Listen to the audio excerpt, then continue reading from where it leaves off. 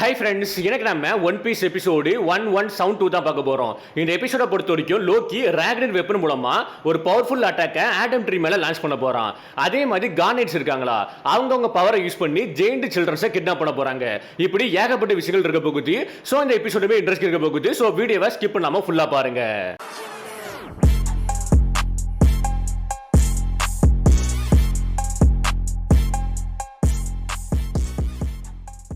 இப்போதைக்கு எபிசோட் ஸ்டார்டிங்ல வந்து ஏதோ ஒரு அனிமல் வால்டர் ஸ்கூல்ல இருக்கக்கூடிய சில்ட்ரன்ஸ் நோக்கி போயிட்டு இருக்குது. அந்த இடத்துல நமக்கு எபிசோட் ரெக்கார்ட் போடுறாங்க. Monster affair in Elbaph what I fear most இன்டி. இப்போ வால்டர் ஸ்கூல்ல எல்லா சில்ட்ரன்ஸும் வந்து ரொம்பவே ஹாப்பியா ப்ளே பண்ணிட்டு இருப்பாங்க. அப்ப எல்லாருமே சடனா வந்து ஸ்டாப் ஆகுறாங்க. ஸ்டாப் ஆயிட்டு எதையோ ஒண்ணு பார்த்து பயப்படுறாங்க. அது என்னன்னு பாத்தீங்கன்னா, இந்த இடத்த நோக்கி ஒரு மிகப்பெரிய ஸ்னேக் இங்க வந்துட்டு இருக்குது. இதோட நேம் பாத்தீங்கன்னா ஜோர் புகுந்தன். இது எல்லாமே நார்ஸ் மித்தாலஜி சம்பந்தப்பட்டதா இருக்கும். நான் ஆல்ரெடி இதை பத்தி ஒரு வீடியோ எக்ஸ்பிளைன் பண்ணிருப்பேன். லைக் மாங்கா வந்த டைம்லயே வந்து எக்ஸ்பிளைன் பண்ணிருப்பேன். பார்த்தாலே உங்களுக்கு புரிஞ்சிருக்கும். மோஸ்டா வந்து எல்பாஃப்ல வரக்கூடிய எல்லாமே பாத்தீங்கன்னா நார்ஸ் மித்தாலஜி சம்பந்தப்பட்டதா இருக்கும். அதுபடி இந்த ஸ்னேக்மே பாத்தீங்கன்னா ஜோர் புகந்தன் நார்ஸ் மித்தாலஜி சம்பந்தப்பட்டது. அது இந்த இடத்துக்கு வந்து இந்த சில்ட்ரன்ஸ் வந்து பிடிக்க ட்ரை பண்ணுது, அட்டாக் பண்ண ட்ரை பண்ணுது. அதை பத்தி எல்லாரும் தலைதெறிச்சு ஓட ஆரம்பிக்கிறாங்க. அப்போ சில்ட்ரன்ஸோட கதறலை கேட்டு ரெண்டு டீச்சர் இங்க வராங்க. ஒருத்தர் மிஸ்டர் உல்ஃப், இன்னொருத்தர் மிஸ்டர் பிளேடு. ஒருத்தர் மேக்ஸ் டீச்சர், இன்னொருத்தர் ஜிம் டீச்சர். இவங்க எல்லாரும் ஷாக் ஆவறாங்க. ரெண்டு பேருமே ஷாக் ஆவறாங்க. இந்த ஸ்னேக் எங்க இருந்து வந்திருக்குன்னு. அப்போ ஒருத்தருமே நான் வந்து சில்ட்ரன்ஸை பாத்துக்கிட்டேன், நீ டைரக்டா போய் பிரின்சிபல் கிட்ட இன்ஃபார்ம் பண்ணிட்டு. அதுபடி ஒருத்தருமே தெரிச்சு போக ஆரம்பிக்கிறாரு. லைக் பிரின்சிபல் கிட்ட பேசுறதுக்காண்டி போக ஆரம்பிக்கிறாரு.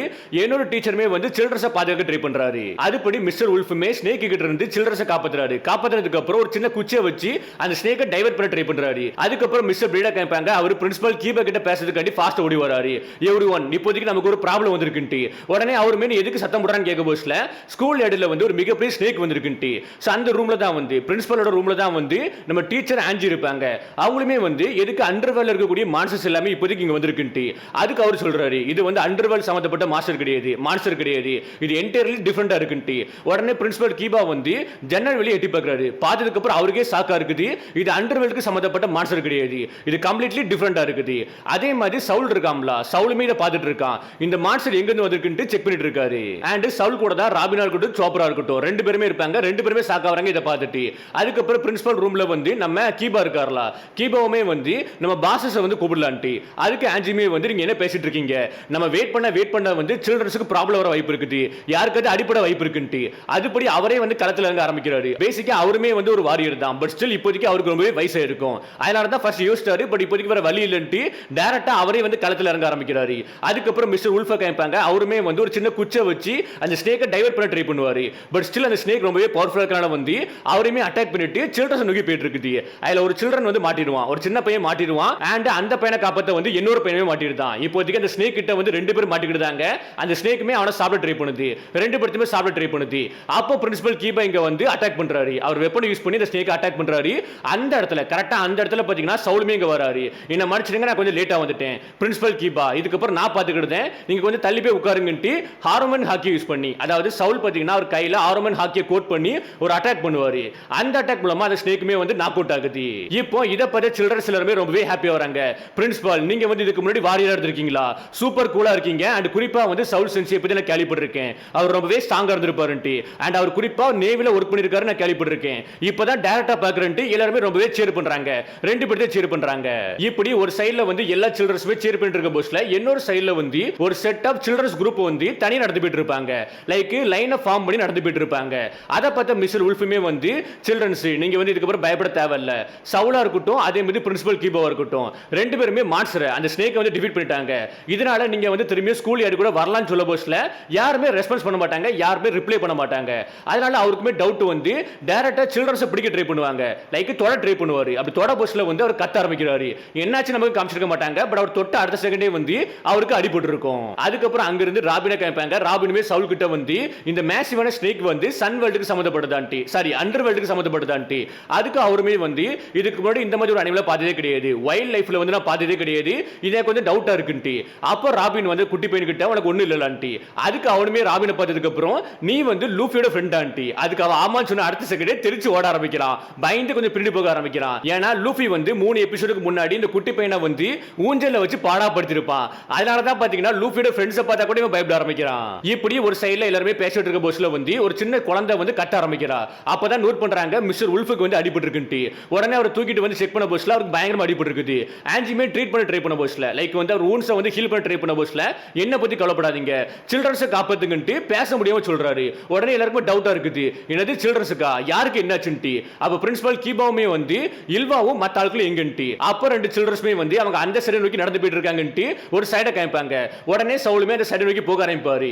அப்ப மிஸ்டர் உல்ஃப் வந்து பேச முடியாம சவுல் கிட்ட பேச ஆரம்பிக்கிறாரு. நீங்க என்ன பண்ண பிளான் பண்ணாலுமே வந்து சில்ட்ரன்ஸை டச் பண்ணாதீங்க, சில்ட்ரன்ஸை டச்சே பண்ணாதீங்கன்ட்டு மிஸ்டர் உல்ஃப் சொல்றாரு. ஏன்னா டச் பண்றது மூலமா தான் வந்து இவருக்கு பயங்கரமா அடிபட்டு இருக்கும். அதுக்கப்புறம் சவுலுமே அந்த சைடை நோக்கி போயிட்டு இருப்பாரு. அப்ப அந்த இடத்துல கூட சில்ட்ரன்ஸ் கிட்ட யுல்வாவும் மத்தவங்களும் எங்கன்னு கேட்க போஸ்ல அவங்க எல்லாரும் பீச் நோக்கி போயிட்டு இருக்காங்க. அவங்களுக்கு என்ன ஆச்சு, அவங்க தூங்கிட்டு இருக்காங்க, எங்களுக்கு ஆன்சர் பண்ண மாட்டேங்காங்க. நான் என்ன क्वेश्चन கேட்டாலுமே நாங்க என்ன क्वेश्चन கேட்டாலுமே வந்து எங்களுக்கு ஆன்சர் பண்ண மாட்டேங்காங்கன்ட்டு. உடனே ராபின்மே டவுட் பட ஆரம்பிக்கிறா, சந்தேகப்பட ஆரம்பிக்கிறா.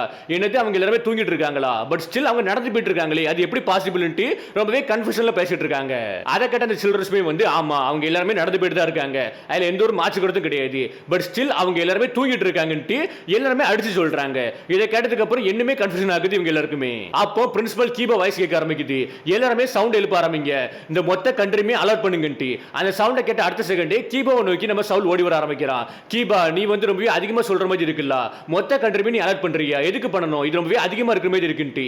அதுக்கு நம்ம கீபாவுமே வந்து இல்ல சவுல் ஏதோ ஒன்று தப்பா இருக்குது, ரொம்பவே தப்பா இருக்குன்ட்டு முன்னாடி காமிப்பாரு. முன்னாடி பாத்தீங்கன்னா வந்து 2-3 மான்ஸ்டர் நடந்து வந்துட்டு இருக்குது. லைக் ஃபாரஸ்ட்குள்ள இருந்து மிகப்பெரிய மான்ஸ்டர்ஸ் எல்லாமே ஒன் பை ஒன்னா வர ஆரம்பிக்குது. இத பத்தி சவுலுக்கு சாக்கா இருக்குது, இது எல்லாமே எங்க இருந்து வந்துட்டு இருக்குன்ட்டு.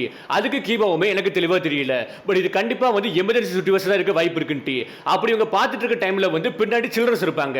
அந்த சில்ட்ரன்ஸ் எல்லாரும் வந்து டக்கு டக்குன்னு கீழே விழ ஆரம்பிக்கிறாங்க, மயங்கி கீழே விழ ஆரம்பிக்கிறாங்க.